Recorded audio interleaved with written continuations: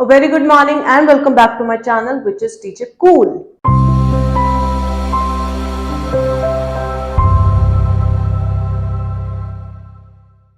यहां पर पिछली बार हमने हमारे लेक्चर के अंदर किया था जंक्शन फील्ड इफेक्ट ट्रांजिस्टर की वर्किंग, उसकी कंस्ट्रक्शन और वो पूरा का पूरा टॉपिक जो है हमने कवर किया था, उसकी एप्लीकेशन वगैरह, है ना। तो उसी से रिलेटेड हमारा आज का नया टॉपिक होने वाला है, which is junction field effect transistor, जब हम उसे काम में लेते हैं as an amplifier. So it is FET as an amplifier. Now देखो, जब भी हम ट्रांजिस्टर की बात करते हैं हमेशा तीन गेट्स हमारे पास आते हैं, एमिटर, कलेक्टर एंड बेस। यहां पर हमारे पास क्या थे? Drain, source and gate. हमेशा तीन टर्मिनल सामने आते हैं। जब भी हम ट्रांजिस्टर की बात करते हैं तो हमें इन तीनों में से एक टर्मिनल को क्या रखना पड़ता है? कॉमन रखना पड़ता है। सो उसी के बेसिस के ऊपर हमारे पास बेसिकली तीन कॉन्फ़िगरेशंस निकल के आती है, नॉर्मल ट्रांजिस्टर्स के अंदर भी और एफईटीज के अंदर भी। आज बात करेंगे हम एफईटीज की। एफईटीज से बात करने से पहले जो चैनल के ऊपर नए हैं, do like, share and subscribe to my channel. अगर आपको ऐसी ही वीडियोस पसंद आ रही हैं और आप फिजिक्स से रिलेटेड और टॉपिक्स देखना चाहते हैं, ऑल्सो टॉपिक बहुत अच्छा है, पूरा समझने के लिए लास्ट तक जरूर देखना है। ऑब्वियसली पढ़ाई की चीज है, बीच में छोड़ के नहीं जा सकते हैं।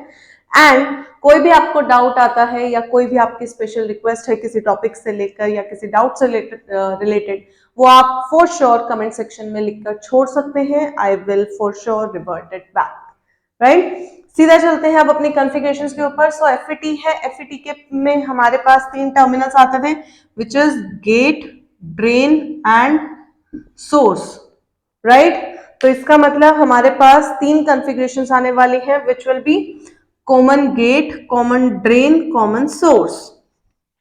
अब बात सबसे पहले कौन सी करेंगे जिसके ऊपर हमारा मेन प्रेफरेंस रहता है या प्रायोरिटी रहती है, विच इज कॉमन सोर्स। तो सबसे पहले बात करेंगे हम कॉमन सोर्स के बारे में कि कॉमन सोर्स कॉन्फ़िगरेशन के अंदर जो हमारा एफईटी है वो एम्पलीफायर कैसे काम करता है।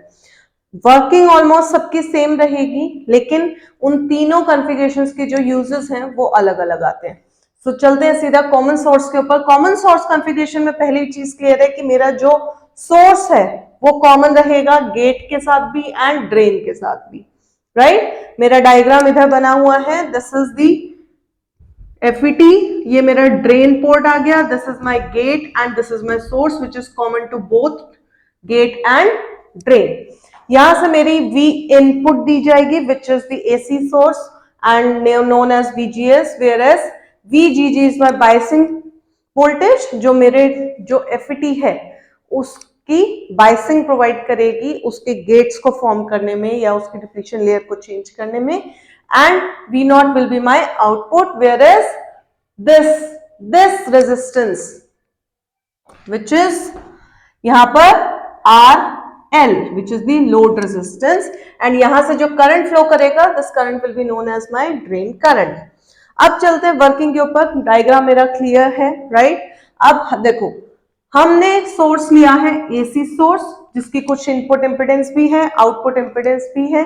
सो जो इनपुट सोर्स है, since it is an AC source, तो AC की क्या रहेगी? पॉजिटिव एंड हाफ साइकिल रहेगी, राइट। मेरा एफईटी का वर्किंग के टाइम पे हमने ये वाला डायग्राम किया था। जिन्हें ये चीज नहीं क्लियर है या नहीं समझ आ रही है, they can go back to the previous video, वहां पर इस चीज को पूरा डिटेल में एक्सप्लेन किया गया है एंड इस वीडियो का लिंक नीचे डिस्क्रिप्शन में भी दिया गया है। So when we are talking about the positive half cycle of VGS which is the V input, क्या होगा?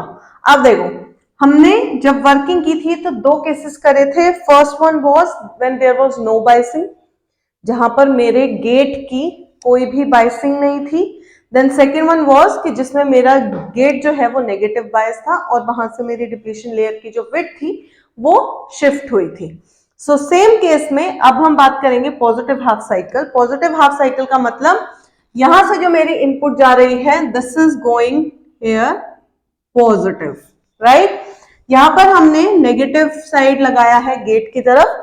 सो सपोज यहां पर ऑलरेडी नेगेटिव था, राइट। मेरे पास सपोज कोई पोटेंशियल थी यहां पर -5 वोल्ट्स।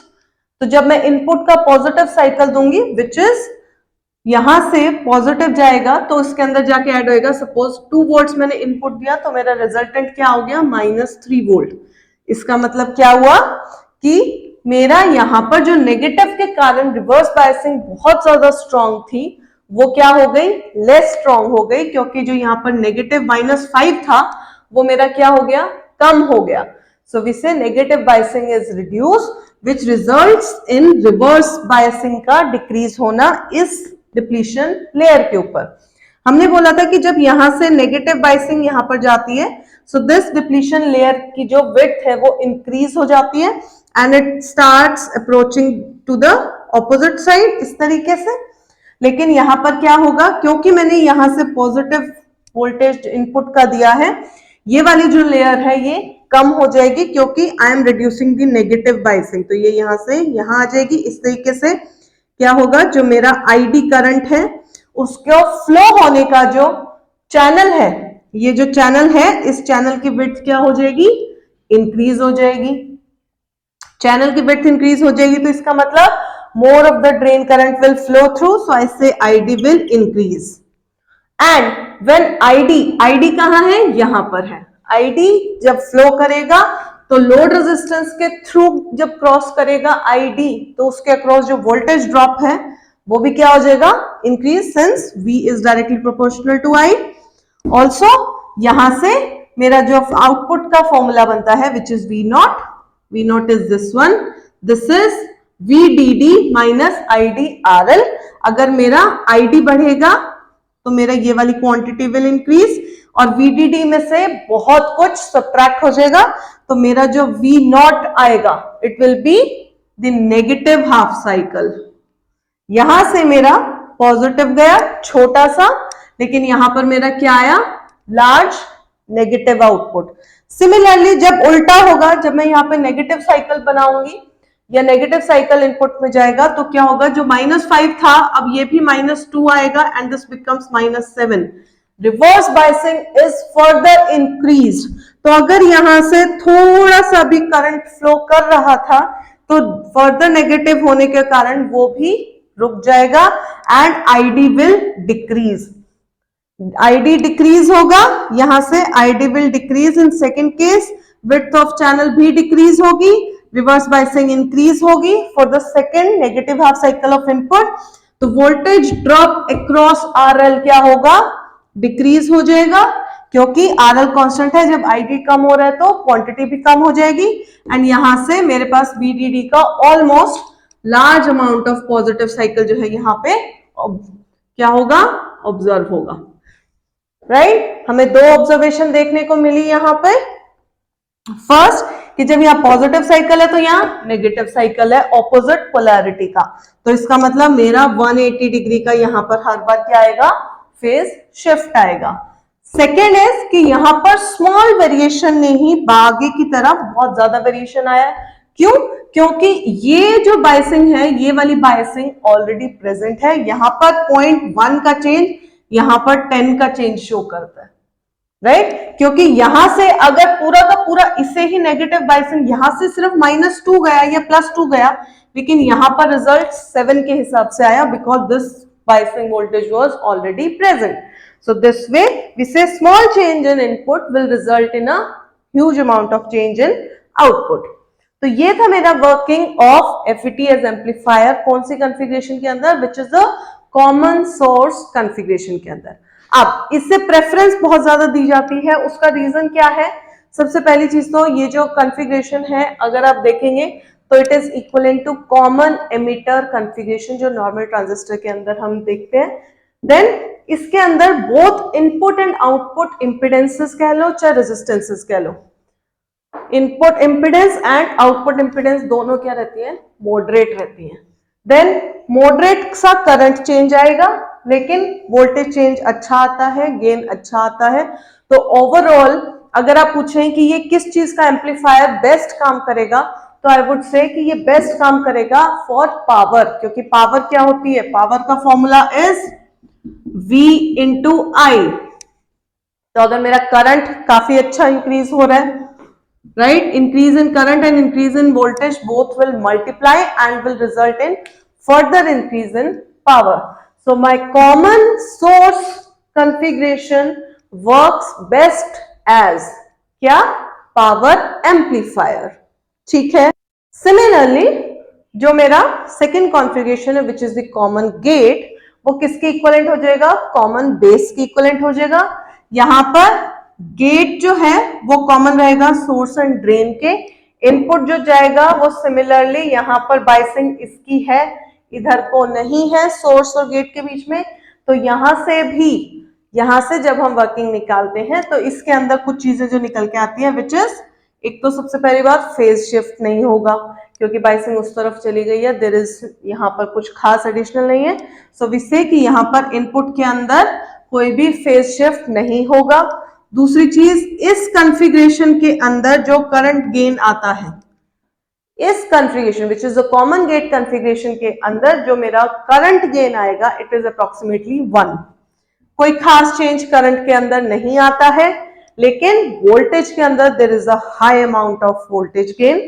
तो हम बोलते हैं कि this configuration is majorly used for voltage amplification, जहां पे हमें सिर्फ वोल्टेज चाहिए. क्योंकि अगर पावर में भी जाएंगे तो सिर्फ वोल्टेज चेंज हो रहा है, करंट तो चेंज हो ही नहीं रहा. Current gain is approximately 1, so it is primarily used as voltage amplifier.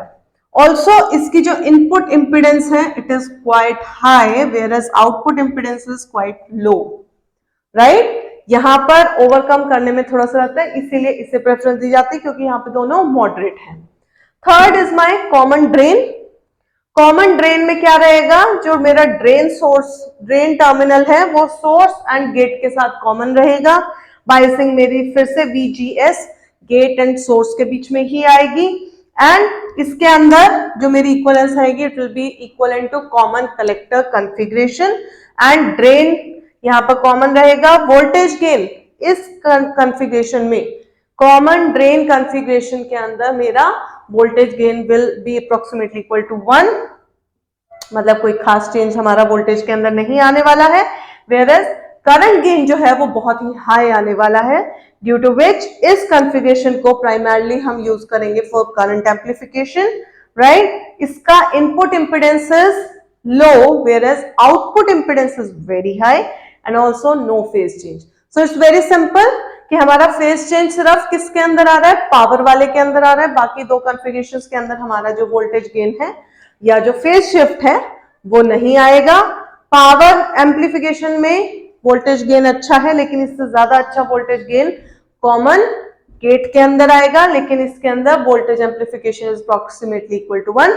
So power amplifier, voltage amplifier and current amplifier. So this was my FET as an amplifier topic. Hope this is clear. This is very small topic. Also basic understanding is required because if you go for net exam या उससे आगे, so उसके अंदर the working and explanation of FETs आता है, amplifier भी आता है, लेकिन जो न्यूमेरिकल्स हैं या जो सॉल्व करने के लिए एप्लीकेशन पार्ट ऑफ एम्पलीफायर आता है दैट वो आएंगे ओपैम विच इज ऑपरेशनल एम्पलीफायर्स, जो हम बहुत जल्दी करने वाले हैं. सो ऑपरेशनल एम्पलीफायर्स के अंदर हमारे न्यूमेरिकल सॉल्व होंगे, हमारी कंडीशन सेट होंगी, हमारे वोल्टेज गेन के फॉर्मूले भी निकाले जाएंगे. इसके लिए this was sufficient. Next topic will be MOSFET.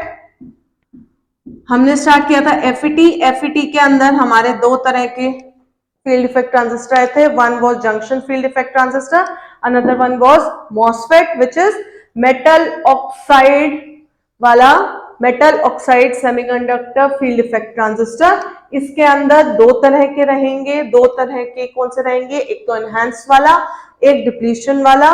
दोनों की वर्किंग बताई जाएगी. दोनों फिर एन चैनल और P channel just like JFET रहेंगे. So our next video will be related to MOSFET, which will be uploaded very soon. So stay tuned. Don't forget to like, share, subscribe to my channel before going at any cost. आप अपना review, आप अपना feedback हमेशा comment section में छोड़ सकते हैं. So till then, thank you and goodbye.